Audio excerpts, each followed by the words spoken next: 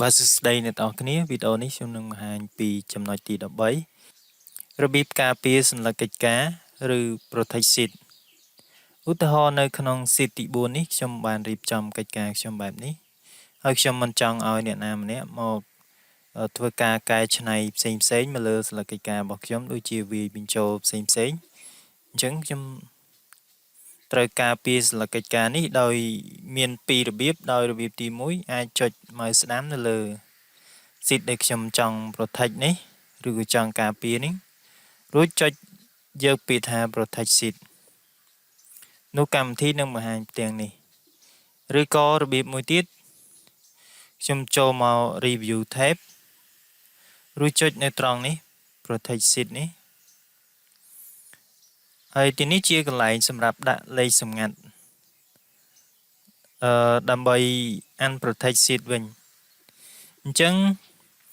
một nâng đã lấy xâm ngặt nơi này khăn krao này cứ miên nơi một nghề mùi chấm nún xâm rạp cầm nọt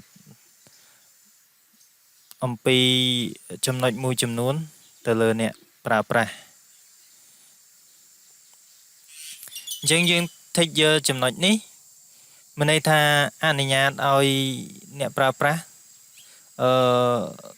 bắt đầu sẽ tạo cái đầm bậy thừa kịch cát ở nằng dân thích giờ select lock cell mình đây tha dân ơi nè pra nằng ai cho từ lời cell đại dân ban chạ sao nằng rồi có chấm nói khăn krao ní bây giờ cho giờ chấm nói krao ní mình đây tha select unlock cell ní cứ mình đây tha với nè pra nắng cứ cho select cell rồi có chơi cell đại dương bà với cả unlock nó dương ở bàn protect chân cell na để dương protect cứ nè pra mình cho từ lời bàn tề bởi dương thích giờ chấm nói khăn krao ní format cell mình đây tha nè pra với cả xem này lớn nắng đôi chia cầm nát trung tri lây cầm nát trung tri so xem sân ba thích giờ lại ní format row ní cứ tự tờ nâng nè pra quạt với cả bằng rig bằng room chủ date và ấy anh ấy insert column mình đây tha ai bật thêm nơi chủ chờ xem tiết insert row ai bật thêm nơi chủ date insert hyperlink ai đặt link từ căn cell nào từ căn sheet nào muốiឬក៏ទៅកាន់ sheet ផ្សេងទៀតនៅក្នុងឯកសារផ្សេងទៀតឬក៏អាចធ្វើការចុចដាក់ link ទៅកាន់ website ឬក៏ link ផ្សេង delete column មានន័យថាលុបជួរឈើ delete row មានន័យថាលុបជួរដេក sort មានន័យថាតម្រៀបទិន្នន័យនៅក្នុងតារាងហ្នឹង auto filter មានន័យថាឲ្យអ្នកប្រើប្រាស់ហ្នឹងអាចធ្វើការច្រោះទិន្នន័យបានដោយប្រើតារាងនេះបាទហើយចំណែកនេះ edit object តាក់ទងទៅនឹង shape ទៅនឹងរូបភាពដែលយើងបាន edit ចូលមកក្នុងសន្លឹកកិច្ចការឬ edit ដែលយើងបាន insert ចូលនៅក្នុង sheet ហ្នឹងយើងចង់ឲ្យអ្នកប្រើប្រាស់អាចលុបsave ឬក៏លុបនៅរូបភាពទាំងអស់នឹងបានឬក៏បង្រៀបបង្រួមផ្លាស់ប្ដូរទ្រង់ទ្រាយផ្សេងអាហ្នឹងយើងថេចត្រង់ចំណុចហ្នឹងគឺមានន័យថាផ្ដល់សិទ្ធិឲ្យគេធ្វើរបៀបហ្នឹងបាទហើយអញ្ចឹងតើតើនឹងការប្រតិសិទ្ធនេះយើងត្រូវចុចផ្ដល់សិទ្ធិទៅលើអ្វីដែលយើងចង់ឲ្យគេធ្វើណាប៉ុន្តែបើយើងដោះ text ទាំងអស់អញ្ចឹងមានន័យថាអ្នកប្រើប្រាស់គ្រាន់តែឃើញទិន្នន័យនៅក្នុង sheet ហ្នឹងទេតែมันអាចធ្វើអ្វីបានទេឥឡូវនៅត្រង់ចំណុចនេះយើងបញ្ចូលនៅលេខសម្ងាត់ឬក៏ password យើងចង់ដាក់របៀបម៉េចក៏បានដែរបាទរួចយើងចុច OK បន្ទាប់មក វាតម្រូវឲ្យយើងវាយលេខសម្ងាត់ម្ដងទៀត confirm password យើងធ្វើម៉េចវាយឲ្យដូចគ្នារួចចុចលើប៊ូតុង OK អញ្ចឹងនៅពេលដែល protect sheet នឹងហើយគឺវានឹងឃើញតម្រងបែបនេះអញ្ចឹងនៅពេលដែលអ្នកប្រើប្រាស់ចូលមក sheet យើងនេះគឺមិនអាចធ្វើអីបានទេគឺគ្រាន់តែអាចមើលនៅទិន្នន័យរបស់យើងបានអ្នកប្រើប្រាស់មិនអាចធ្វើការបង្រីកបង្រួមជួដេកជួឈើឬក៏ insert ជួដេកជួឈើលុបជួដេកជួឈើឬក៏ធ្វើការបញ្ចូលទិន្នន័យនៅក្នុងសញ្ញាកិច្ចការឬនៅក្នុង sheet នេះបានទេប៉ុន្តែសម្រាប់ sheet ផ្សេងទៀតគឺអាចធ្វើការបានធម្មតាអាចបញ្ចូលទិន្នន័យអាចបង្រីកបង្រួមជួដេកឬក៏បង្រីកបង្រួមជួឈើបាទឬក៏ធ្វើការផ្សេងប៉ុន្តែនៅក្នុងនេះគឺអត់ទេហើយដើម្បី unprotect sheet វិញគឺយើងត្រូវចូលមក review tab នឹងដដែលឬក៏ចុចនៅត្រង់កន្លែងនេះចុចមើលស្ដាំចុចទៅលើ unprotect sheet ឬក៏ចុចនៅទីនេះក៏បានដែរ unprotect sheet អញ្ចឹងកម្មវិធីនឹងតម្រូវឲ្យវាបញ្ចូលនៅលេខសម្ងាត់ដែលយើងបានដាក់ថតយើងវាយលេខសម្ងាត់ពីមុនចូលនៅទីនេះមកតបមកចុចលើប៊ូតុង OK អញ្ចឹងយើងនឹងអាចបាទ unprotect sheet នៅសញ្ញាកិច្ចការយើងបានហើយយើងអាចធ្វើការកែច្នៃផ្សេងឬក៏យើងអាចបញ្ចូលទិន្នន័យតែខ្ញុំសូមបង្ហាញមួយចំណុចទៀតឧទាហរណ៍ថាយើងចង់ឲ្យអ្នកប្រើប្រាស់ធ្វើការបញ្ចូលបានតែទិន្នន័យដែលស្ថិតនៅក្នុងម្ដុំនេះទេហើយក្រៅពីហ្នឹងគឺយើងចាក់សោទាំងអស់គឺអ្នកប្រើប្រាស់មិនអាចធ្វើអីបាននៅលើហ្នឹងមិនអាចកែច្នៃឬក៏លុបឬក៏អីជាដើមណាអញ្ចឹងយើងជំហានដំបូងគឺយើងត្រូវបាទយើងត្រូវប្រកាសថា cell ទាំងអស់ហ្នឹងគឺវាត្រូវបានចាក់សោអញ្ចឹងនៅយើងចុចនៅទីនេះដើម្បី select នៅ cell ទាំងអស់ឬក៏ select នៅកន្លែងទាំងអស់បន្ទាប់មកគឺយើងបាទ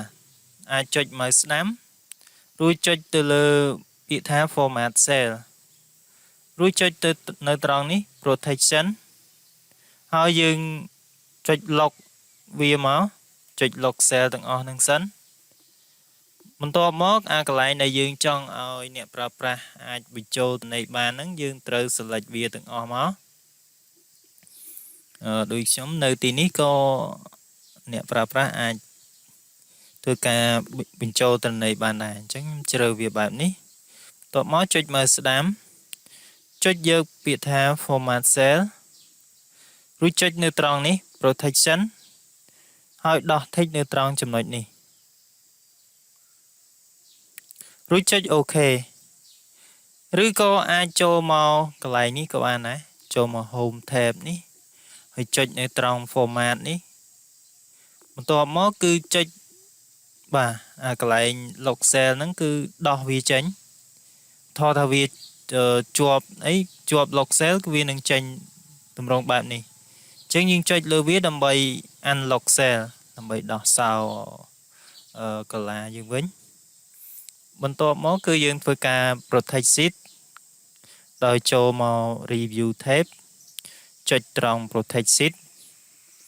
ហើយយើងត្រូវបាទដាក់ឲ្យអ្នកប្រើប្រាស់ហ្នឹងអាច select cell ដែលយើងបាន unlock ហើយ cell ដែលយើងបាន lock ហ្នឹងមិនចាំបាច់ឲ្យអ្នកប្រើប្រាស់ select ឬជ្រើសបានទេអញ្ចឹងយើងចុចនៅទីនេះមកបន្ទាប់មកយើងបញ្ចូលនៅលេខសម្ងាត់រួចចុចលើប៊ូតុង OK ចុចលើលេខសម្ងាត់ដែលយើងបានដាក់នឹងម្ដងទៀតរួចចុច OK អញ្ចឹងសញ្ញាកិច្ចការយើងនេះត្រូវបានចាក់សោឬក៏ត្រូវបាន protect អញ្ចឹងអ្នកប្រើប្រាស់មិនអាចចុច select cell ឬក៏ចុចជ្រើសរើសកាឡាផ្សេងក្រៅពីតំបន់ដែលយើងបានកំណត់នឹងទេអ Chẳng chấm này đồng bọn là dương bàn đo sáu cứ niệm pra pra ai cho lừa nâng bán ai bị trâu tên là nấy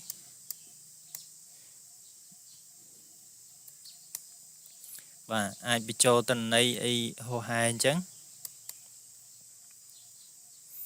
rồi còn ở tí ní niệm pra pra ai bùng pin bán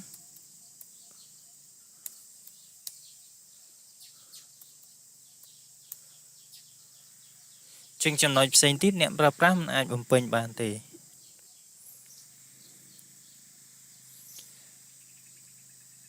lấy chấm tất cả bằng hai mùi chấm nói tiết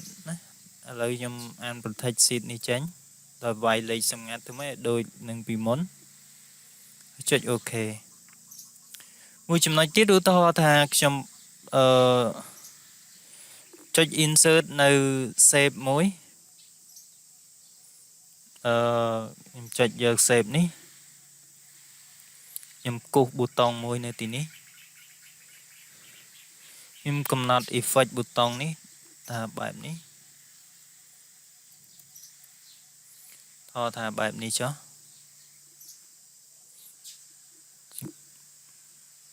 តបមកខ្ញុំដាក់ hyperlink ដោយចុច mouse ស្ដាំចុចទៅលើ link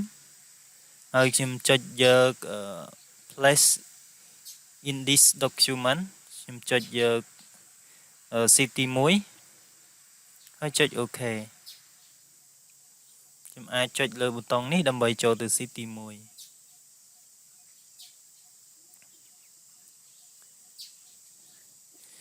អញ្ចឹងមួយចំណុចទៀតនៅពេលដែលយើង protect seed ឬក៏ការពារឯកសារយើងប្រសិនបើយើងមិនចង់ឲ្យអ្នកប្រើប្រាស់ធ្វើការកែច្នៃទៅលើ save ដែលយើងបាន insert មកនេះយើងត្រូវបាទកំណត់នៅមុខងារមួយគឺបាទយើង tick នៅត្រង់ចំណុចនេះយើងដោះ tick នៅត្រង់ចំណុចនេះសំទោសបាទអញ្ចឹងបើយើង tick មានន័យថាផ្ដល់សិទ្ធឲ្យអ្នកប្រើប្រាស់ហ្នឹងធ្វើការ edit ទៅលើប៊ូតុងដែលយើងបានដាក់នេះឬក៏ទៅលើ save ដែលយើងបាន insert មកនេះយើងវាយលេខសម្ងាត់ចុច enter មកអញ្ចឹងអ្នកប្រើប្រាស់គាត់អាចបាទគាត់អាចធ្វើការកែច្នៃទៅលើ save ហ្នឹងគាត់អាចដូរអក្សរបាទអីនៅលើហ្នឹងឬក៏គាត់អាចធ្វើការកែច្នៃផ្សេងទៀតណាអញ្ចឹងដើម្បីការពារនៅអ្វីដែលយើងបាន insert មកហ្នឹង save ឬក៏រូបភាពហ្នឹងយើងត្រូវដោះ tick កន្លែងមិញចេញឥឡូវថយខ្ញុំថយក្រោយវិញសិនខ្ញុំ unprotect seed សិនវាយលេខសម្ងាត់ចូលហើយចុចប៊ូតុង OK ចុចទៅលើ protect seed ហើយខ្ញុំដោះ tick នៅត្រង់ចំណុចនេះហើយចុចលើប៊ូតុង OK តែមុននឹងចុចលើប៊ូតុងនេះវាបញ្ចូលនៅលេខសម្ងាត់សិនចុចលើប៊ូតុង OK បញ្ចូលលេខសម្ងាត់ម្ដងទៀតចុចលើប៊ូតុង OK នៅពេលនេះគឺអ្នកប្រើប្រាស់មិនអាចធ្វើការកែច្នៃលើប៊ូតុងនេះបានទេបាទគឺអ្នកប្រើប្រាស់គ្រាន់តែអាចចុចទៅលើប៊ូតុងហ្នឹងទាក់ទងនឹង hyperlink ដែលយើងបានដាក់អញ្ចឹងទាក់ទងនឹងចំណុចរូបមន្តអីនេះគឺត្រូវបានចាក់សោ